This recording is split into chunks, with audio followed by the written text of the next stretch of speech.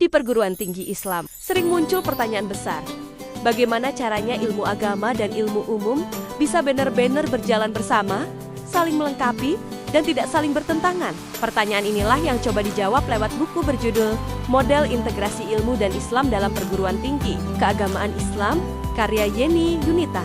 Buku ini tidak sekadar bicara soal teori, tapi membahas secara mendalam bagaimana kampus-kampus Islam besar di Indonesia, seperti UIN Sunan Kalijaga Yogyakarta, UIN Syarif Hidayatullah Jakarta, UIN Maulana Malik Ibrahim Malang, hingga UIN Sunan Gunung Jati Bandung, mengembangkan model integrasi ilmu mereka masing-masing. Setiap kampus punya pendekatan unik, misalnya, ada yang menggunakan konsep integrasi interkoneksi, ada yang memakai metafora pohon keilmuan, ada juga yang mengembangkan gagasan Wahdatul Ulum, hingga metafora roda. Semua model ini menunjukkan bagaimana ilmu agama dan ilmu umum bisa bertemu dalam satu kerangka besar yang utuh.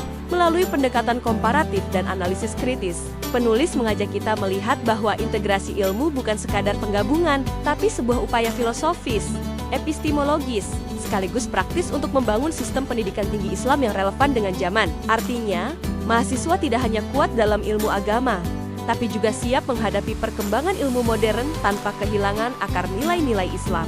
Bahasanya yang jelas, dengan analisis yang tajam dan contoh nyata dari berbagai kampus, membuat buku ini enak dibaca dan mudah dipahami. Tidak berlebihan kalau buku ini bisa disebut sebagai salah satu kontribusi penting dalam wacana pengembangan keilmuan Islam yang integratif dan transformatif di Indonesia. Kalau kamu tertarik mendalami topik integrasi ilmu dan Islam dengan cara pandang yang lebih segar dan menyeluruh, buku ini layak sekali untuk kamu miliki.